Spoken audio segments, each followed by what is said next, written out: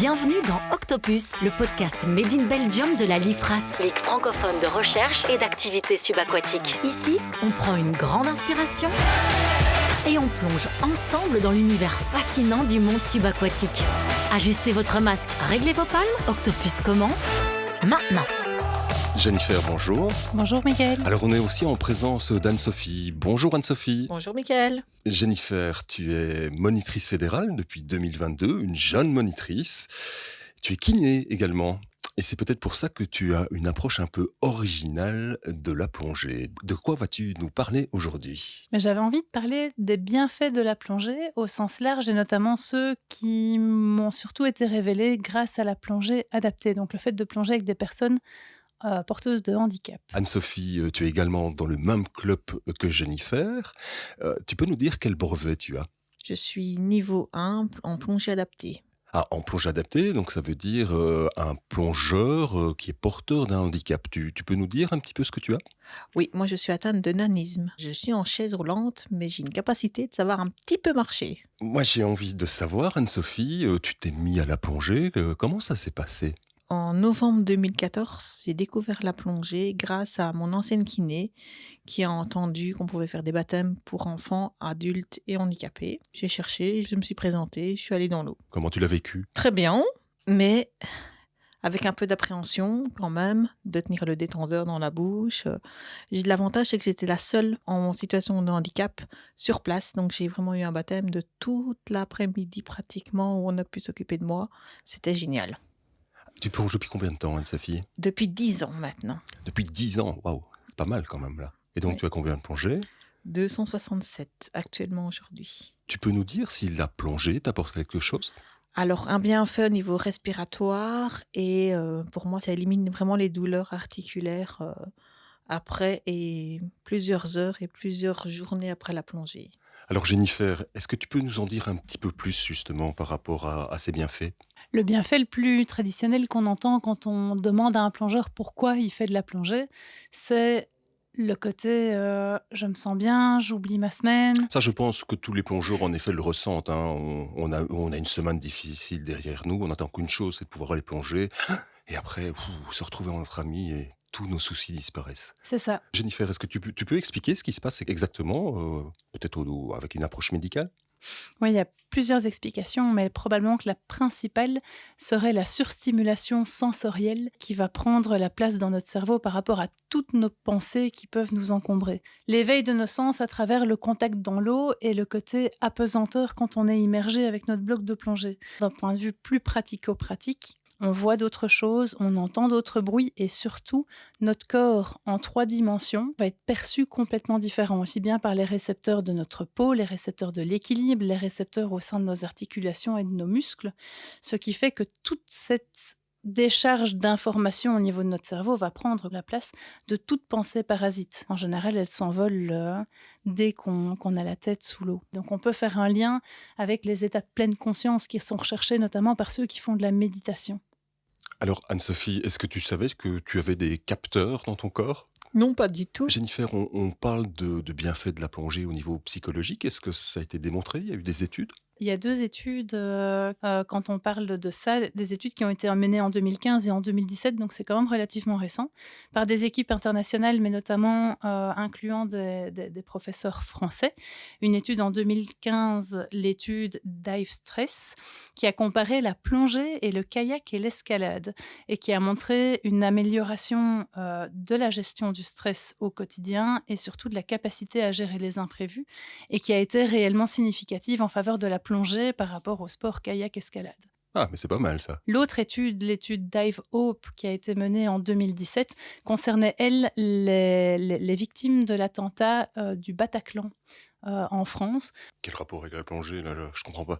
Et, du coup, ici, le rapport avec la plongée, c'est le bienfait de la plongée pour les suites du syndrome de stress post-traumatique que montraient certaines de ces personnes. Ils ont mis en place des protocoles de plongée accompagnés de sophrologie, de méditation. Ils ont vraiment vu une amélioration des indicateurs de stress post-traumatique des personnes qui avaient vécu les attentats du Bataclan. En faisant de la plongée. En utilisant notamment la plongée. Anne-Sophie, avec ton handicap, tu as des problèmes de mobilité.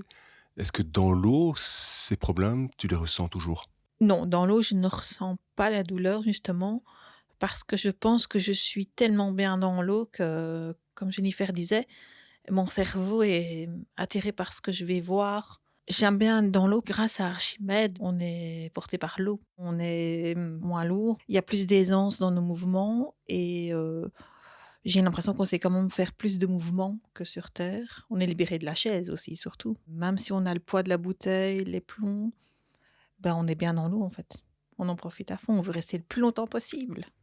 Donc effectivement, pour rebondir sur ce qu'Anne-Sophie disait, la plongée a cet énorme avantage de favoriser cet effet d'apesanteur qui va soulager nos articulations. Il n'y aura plus aucune contrainte et donc tous les mouvements qu'on va faire, tous les efforts qu'on va faire dans l'eau se feront sans contrainte articulaire. Donc pour toutes les personnes qui peuvent souffrir notamment d'arthrose ou de détérioration articulaire, comme c'est le cas pour Anne-Sophie, la plongée peut vraiment avoir un réel bénéfice par rapport au soulagement de ces contraintes articulaires. Anne-Sophie, est-ce que toi, tu ressens ces bienfaits physiques? Oui, puisque en fait, le premier baptême et les plongées suivantes, on m'avait mis des palmes, mais mes jambes n'étaient pas fonctionnelles et elles le sont actuellement. Donc, pas une efficacité opérationnelle, hein, mais j'ai besoin de mes bras pour me déplacer, mais il y a un palmage. Donc, on a tout gagné. Jennifer, cette notion de mobilité en 3 dimensions, ça apporte quelque chose? Mais sur le plan social, il y a vraiment ce côté libération de la chaise qui fait qu'on va cohabiter avec des plongeurs en étant tous sur le même pied d'égalité, en parfaite intégration. Et donc un plongeur qui est en chaise pourra tout à coup se retrouver évoluer dans les mêmes conditions tridimensionnelles que les autres.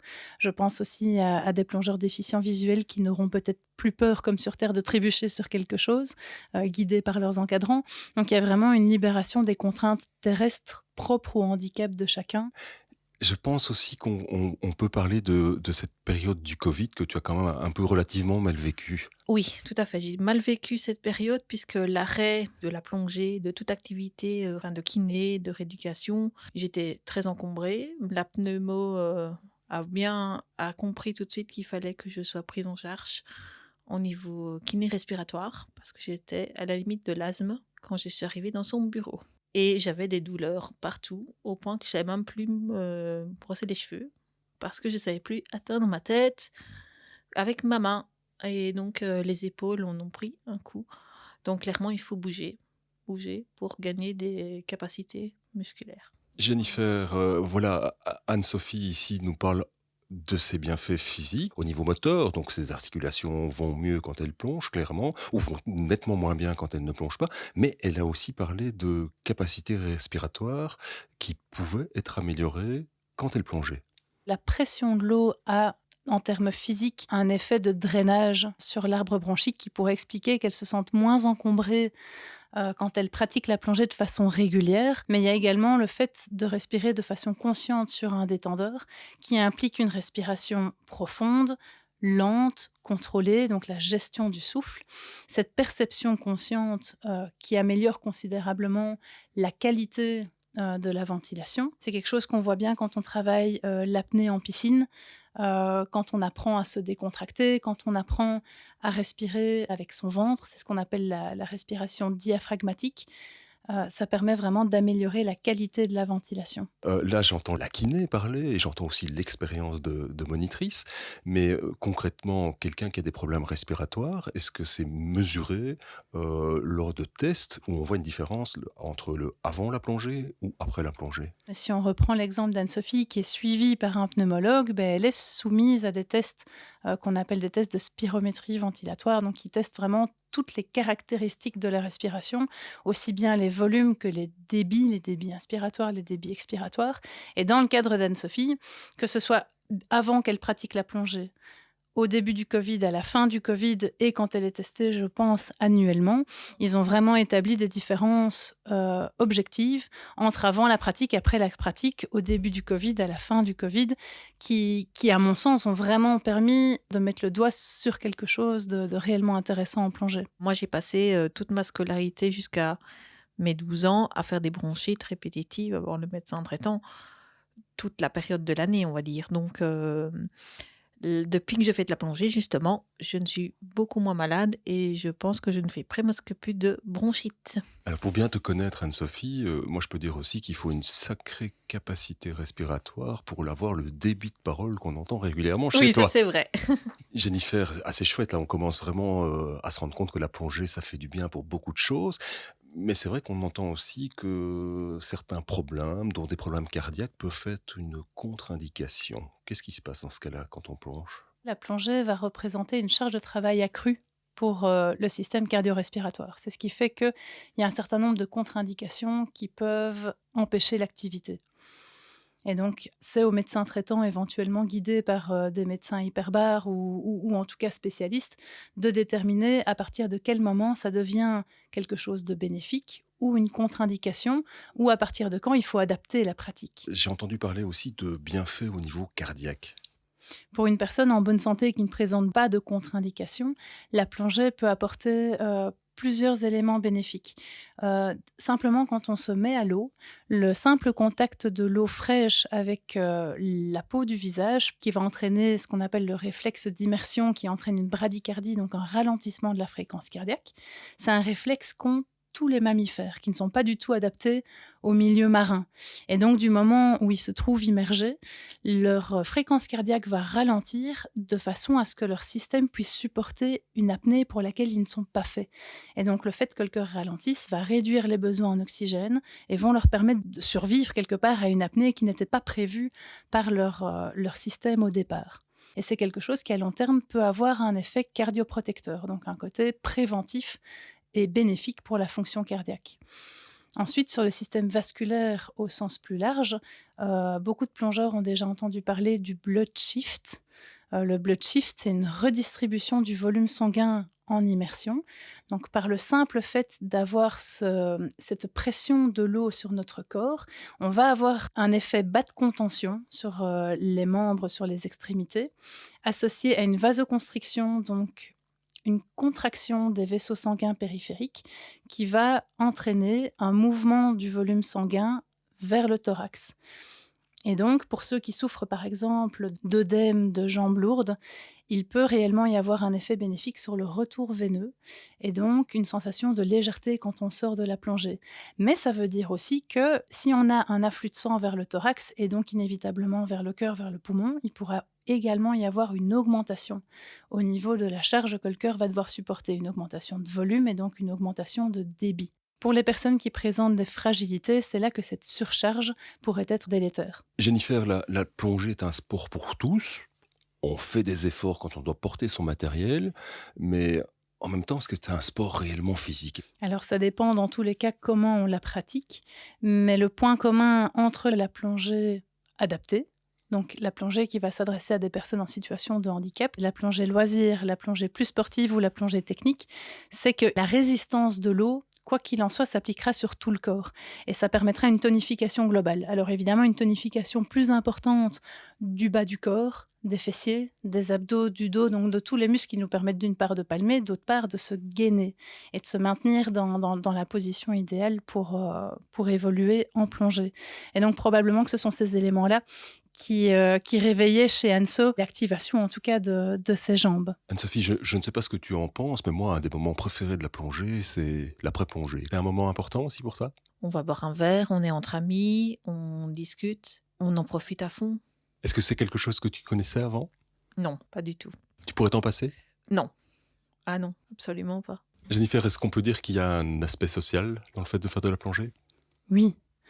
En 2013, il y a un réseau européen de sport nature qui s'est mis en place à l'échelle internationale, qui reconnaît l'importance des sports nature au niveau social, et la plongée en fait évidemment partie. Et probablement encore beaucoup plus que les autres, du moment où on évolue dans un milieu changeant. Donc chez nous, il y a la piscine, il y a l'extérieur, mais à l'extérieur, on est confronté à des carrières, à de l'eau froide, à de l'eau chaude, à moins de visibilité, plus de visibilité. Dès que le milieu change, inévitablement, le sport a un impact social qui va être en lien quelque part à l'aspect, justement, à l'aspect solidarité, à l'aspect au fait de vivre des choses différentes, mais ensemble, et de pouvoir échanger à ce propos. Mais la plongée a ce côté spécifique de partir en petits groupes, en palanquet, de préparer la plongée avant, de la vivre ensemble pendant, de la débriefer après et d'avoir surtout ce côté solidarité. Alors c'est encore plus marqué en plongée adaptée qu'il y a cette entraide plus marquée encore sur l'aide à l'équipement, sur l'aide éventuellement pour la mise à l'eau ou pour l'évolution dans l'eau quand c'est nécessaire, même en plongée valide, qui n'a pas demandé d'aide parfois pour simplement passer son bras dans son gilet. Et quand une plongée est planifiée, quelque part, on est tous amenés à respecter le même plan de plongée. Donc, inévitablement, il y a une côté cohésion qu'on retrouve en plongée qui est quand même très, très, très particulier. Il y a peu de sports où ce côté commun, ce côté cohésion est autant mis en exergue. Il y a soit des sports d'équipe, mais avec quelque part un enjeu, une compétition, soit des sports où on se retrouve à plusieurs, mais où chacun essaye d'atteindre son propre objectif. En plongée, la palanquée part ensemble, termine ensemble, avec des objectifs personnels à tous les niveaux. Le chef de palanquée sera certainement très heureux d'avoir réussi à réaliser l'itinéraire qu'il avait prévu. Le cerfile serait certainement heureux d'avoir pu aider sur un plan ou l'autre, et la personne qui est encadrée aura inévitablement vécu une expérience différente de la précédente et de la suivante qu'il mettra en valeur, comme le relevait Anne-Sophie. Anne-Sophie, est-ce que tu ressens cette solidarité ? Oui, très fort, puisque en Zélande, il y a des escaliers, beaucoup de marches, et là, avec la chaise, c'est pas possible, on ne sait pas les faire. Donc, il faut 4-5 personnes pour monter les escaliers, donc pour aller accéder à l'eau. Et en Égypte, il y a le bateau. Et sur nous de passer de sur terre au bateau, c'est très compliqué. Donc, en fait, on a besoin des encadrants sur place. Tu sens un rapport différent avec les gens quand tu fais de la plongée par rapport à ton quotidien, à ton travail ? Il y a plus d'entraide avec la plongée. Et puis, par contre, quand on explique ce qu'on fait, ce qu'on a vu sous l'eau et comment on y a accédé, et se dire qu'on a fait peut-être 15-20 marches pour accéder à l'eau, on a dit, mais ils sont fous ceux-là. Franchement, surtout qu'on dit qu'il n'y a pas d'effort après la plongée, mais en fait, avec la plongée en tant que plongée adaptée, malheureusement, il y en a, mais on fait attention. On en fait attention et on se rend compte qu'on a bien fait de participer à la plongée et d'aller voir sous l'eau une demi-heure, 1 heure ou 3 quarts d'heure. Parce que c'est génial de voir ce qu'il y a sous l'eau. Mais ça nous fait plaisir aussi de t'aider, Anne-Sophie. Alors Anne-Sophie parle de ces marches à gravir, de ces mises à l'eau pas toujours évidentes. Et ça me fait penser à un élément en termes de solidarité, de bienfaits sociaux qu'on n'a pas encore évoqué, c'est le côté confiance. Dans la plongée, encore plus dans certaines circonstances, il y a une relation de confiance qui s'installe entre les plongeurs, qui est indispensable. C'est là qu'on peut réellement profiter des bienfaits psychologiques que peut procurer la plongée dont on parlait tantôt. Et alors un autre élément que je trouve intéressant à soulever, c'est le côté transmission de valeurs qui va avoir un impact social. La plongée s'inscrit aussi dans une démarche écologique, dans la protection de l'environnement. Et le fait de partager tous cette valeur et cette démarche a aussi quelque part un rôle social important. Anne-Sophie, Jennifer, moi, si je ne plongeais pas, tout de suite, là, vous m'avez convaincu. Je fais de la plongée, c'est clair que je vais aller mieux. Il y a certains pays, par exemple, où on met des choses en place dans ce sens ? Alors, la France est un bon exemple. Ils ont tout un plan sport-santé où le sport devient une prescription de santé. Les médecins prescrivent du sport, le sport se fait sur ordonnance. C'est un projet qui s'est mis en place en 2021 et la plongée en fait partie. Donc les bienfaits de la plongée ont été là-bas reconnus et on peut proposer à une personne sédentaire, une personne qui est atteinte de diabète, de syndrome métabolique, qui est en mauvaise santé globale et qui ne présente pas spécialement de contre-indications formelles, d'utiliser la plongée comme moyen pour se remettre en bonne santé et ce sera prescrit par le médecin. Tu es en train de me dire que la sécurité sociale française finance d'une certaine manière le bien-être ou le mieux-être des gens par la plongée ? Tout à fait. Waouh. Anne-Sophie, tu aurais une conclusion ici par rapport à tout ce qui a été dit ? Moi, depuis que je suis à l'eau, depuis une dizaine d'années, en extérieur et en piscine, en fait, je suis tout le temps là, toutes les semaines. Et vraiment, il me faut beaucoup pour que je vienne pas à l'eau. Donc, vivement les bulles. Anne-Sophie, je pense que quand tu as débuté la plongée, ta maman n'était pas d'accord. Maintenant, comment elle réagit ? Non, maman n'était pas d'accord du tout, parce qu'en fait, elle était plongeuse avant. Je ne le savais pas. Et je pense que ça fait peur de mettre une personne en situation de handicap sous l'eau. Il y avait beaucoup de risques. Et donc, nous avons fait, je pense, plusieurs médecins qui ont tous dit pourquoi pas, pourquoi pas, pourquoi pas. Et maintenant, comment est-ce qu'elle réagit ? Ah ben très bien. Et justement, on voit les bénéfices pour moi parce que j'ai plus confiance en moi. Dans la vie quotidienne, j'ai moins peur de faire certaines choses comme prendre la voiture, faire des courses, aller travailler. Je pense que ça permet d'avoir une confiance en soi. Et physiquement aussi. Oui, physiquement aussi. Et mentalement. On rentre ici dans la raison même pour laquelle j'avais envie de partager les bienfaits de la plongée, parce que la plongée a souvent mauvaise presse. Dès qu'il y a un accident de plongée, ça fait souvent la une, les gens en parlent. Quand on entend en Belgique qu'on plonge en carrière, très souvent les réactions sont assez négatives et apeurées. Les gens réagissent en disant « Quoi, tu plonges en carrière, c'est pas dangereux ?» Et donc, je trouve qu'il est aussi important de temps en temps de relever tous les bienfaits d'une pratique qui comporte évidemment certains risques, mais des risques qui dépendent aussi de la façon dont on la pratique, de l'engagement des plongées qu'on va mettre en place. Et en général, les cours et les mesures de prévention seront proportionnelles à cet engagement. Et c'est pour ça qu'à la LIFRAS, on insiste très très fort sur le côté préventif et sur la formation qu'on a pour prévenir, en tout cas toute la majorité des risques connus en plongée. Mais je pense qu'il faut aussi insister sur tous les bienfaits que cette pratique peut avoir et qu'on n'en reste pas à cette peur qui peut parfois se ressentir pour les personnes qui ne connaissent pas du tout la plongée et qui ont peut-être eu ou entendu ou lu des mauvaises expériences. Jennifer, Anne-Sophie, on va terminer sur ces propos très favorables, très positifs sur la plongée, avoir un regard nouveau peut-être. Merci à vous deux. Merci beaucoup. Merci Mickaël. Et surtout, merci la plongée. Cette interview a été menée avec curiosité et passion par Mickaël Leclerc. À la réalisation, Pierre Vandenbroek, avec le soutien technique de Focus Live. Merci de nous avoir écoutés. On se retrouve très bientôt pour un prochain épisode.